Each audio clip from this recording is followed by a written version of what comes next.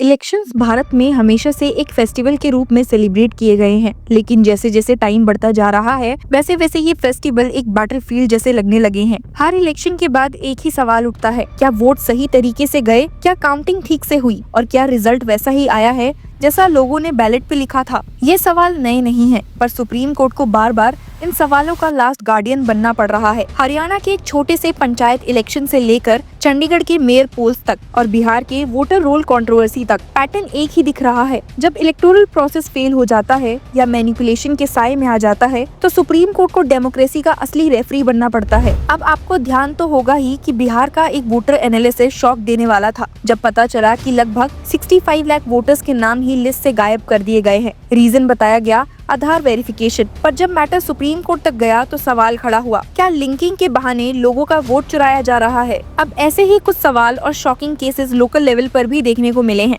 सबसे पहले बात करते हैं हरियाणा के पानीपत के बुआना लाखू विलेज की, जहां 2022 के पंचायत इलेक्शंस में एक सिंपल सी काउंटिंग मिस्टेक ने पूरे गाँव का मैंडेट उल्टा कर दिया। कुलदीप सिंह को इनिशियली विनर डिक्लेयर किया गया, लेकिन जब रिटर्निंग ऑफिसर ने एक बूथ की गलती पकड़ी और रिकाउंट ऑर्डर किया तो मोहित कुमार जीत गए। उसके बाद एक लंबी लीगल बैटल चली। हाईकोर्ट ने कहा कि रिटर्निंग ऑफिसर खुद से रिकाउंट नहीं करवा सकता और कुलदीप सिंह को विनर डिक्लेयर कर दिया। मोहित कुमार ने इलेक्शन पिटीशन फाइल की, ट्राइब्यूनल ने रिकाउंट ऑर्डर किया, लेकिन पंजाब एंड हरियाणा हाईकोर्ट ने वापस उसे सेट असाइड कर दिया और फाइनली मैटर सुप्रीम कोर्ट तक पहुंच गया। यहाँ पे बेंच ने एक रेयर स्टेप लिया, रजिस्ट्रार को खुद रिकाउंट करने को कहा। ईवीएम्स भी बुलाए गए, वीडियोग्राफी करवाई गई और पार्टीज के रिप्रेजेंटेटिव्स के सामने काउंटिंग हुई। रिजल्ट निकलते ही सब कुछ क्लियर हो गया। मोहित कुमार के पास 51 वोट्स ज्यादा थे। बेंच ने कहा, there being prima facie no reason to doubt the report submitted by OSD registrar of this court, especially when the entire recounting has been duly videographed and its result is signed by the representative of the parties. We are satisfied that the appellant deserves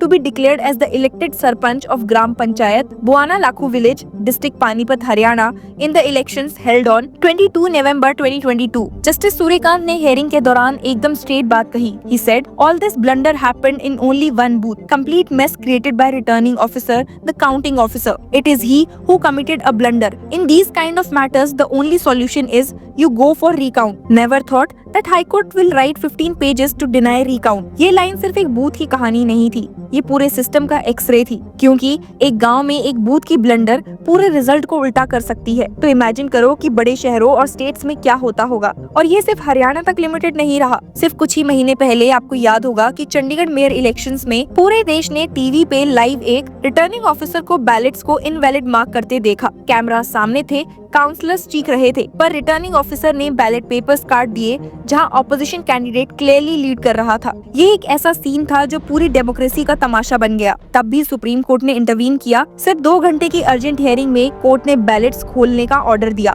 और supreme court के registrar के सामने recounting हुई। जब असली result आया तो सबको शॉक लगा। जो हारा हुआ डिक्लेयर किया गया था वो एक्चुअली विनर था। कोर्ट ने बोला, allowing such mall practice would be destructive of democracy itself, और तुरंत ही मैंडेट को वापस करेक्ट किया। हरियाणा और चंडीगढ़ के केसेस एक ही चीज को दिखाते हैं, रिटर्निंग ऑफिसर्स और काउंटिंग ऑफिसर्स की नेग्लिजेंस या मैनिपुलेशन एक इलेक्शन के रिजल्ट को बिल्कुल उल्टा कर सकती है। और अब जब ऐसी गलतियां होती है तब लोगों का ट्रस्ट सबसे पहले हिट होता है। वोटर सोचता है कि उसका वोट गया कहाँ, क्या सच में उसके बैलेट का मतलब था या एक ऑफिसर की पेन स्ट्रोक ने उसका वोट नलीफाई कर दिया। इस पूरे डिस्कशन को और गहन बनाता है बिहार का रीसेंट कंट्रोवर्सी, जहां एक ऑडिट के बाद सामने आया कि लगभग 65 लाख वोटर्स के नाम इलेक्टोरल रोल से हटा दिए गए हैं। इलेक्शन कमीशन ने कहा कि ये deletion, verification and Aadhaar linking के प्रोसेस में हुआ है, लेकिन जब सुप्रीम कोर्ट में पिटीशन फाइल हुई तो एक नया डिबेट खड़ा हो गया। क्या आधार लिंकिंग के नाम पे मास डिसइंफ्रेंचाइजमेंट हो रही है? कोर्ट ने इस कंट्रोवर्सी को लाइटली नहीं लिया। ऑर्डर्स आए कि डिलीटेड वोटर्स के नाम पब्लिकली डिस्प्ले हो,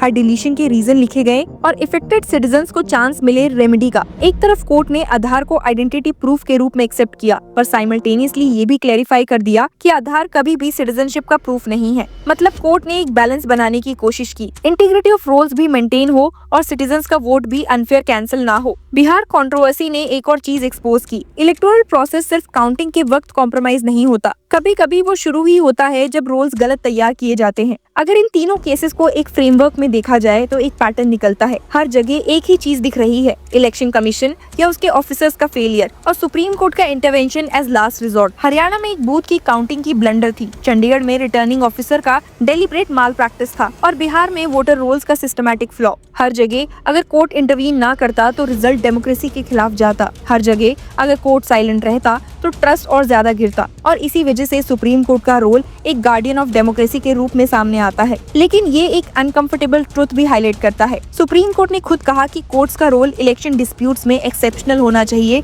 रूटीन नहीं। अगर हर बूथ, हर रिटर्निंग ऑफिसर की ब्लंडर और हर रोल डिलीशन के लिए लोग सुप्रीम कोर्ट के पास जाएंगे तो जुडिशरी पर भी ओवरलोड होगा। इसीलिए long term solution judicial activism नहीं बल्कि इंस्टीट्यूशनल रिफॉर्म्स हैं। लेकिन अभी के लिए जब इंस्टीट्यूशंस अपना काम सही तरीके से नहीं करते तो सुप्रीम कोर्ट को इंटरवीन करना पड़ता है। हिस्टोरिकली भी कोर्ट का रोल क्लियर रहा है। 1975 का इंदिरा गांधी वर्सेस राज नारायण केस, जहां कोर्ट ने बोला कि free and fair election constitution के बेसिक स्ट्रक्चर का पार्ट है। नोटा वर्डिक्ट, जहां वोटर को राइट टू रिजेक्ट मिला। 2014 के कैंडिडेट डिस्क्लोजर जजमेंट्स, जहां ट्रांसपेरेंसी इन्फोर्स की गई। ये सब एक ही ट्रेजेक्टरी फॉलो करते हैं। कोर्ट बार बार रिमाइंडर देता है कि इलेक्शंस सिर्फ जीत हार का गेम नहीं है, ये डेमोक्रेसी की क्रेडिबिलिटी का सवाल है। आज हरियाणा, चंडीगढ़ और बिहार के केसेस को देखकर लगता है कि कोर्ट अब और ज्यादा हैंड्स ऑन हो रहा है। हरियाणा में सुप्रीम कोर्ट रजिस्ट्रार ने ईवीएम्स खोले, चंडीगढ़ में रजिस्ट्रार ने बैलेट गिनवाया, बिहार में कोर्ट ने रोल डिलीशन का पब्लिक ऑडिट ऑर्डर कर दिया। ये सब अनप्रेसिडेंटेड स्टेप्स हैं, लेकिन साथ ही ये एक रेड फ्लैग है कि अगर इलेक्टोरल कमीशन की क्रेडिबिलिटी कंटिन्यूअसली इरोड होती रही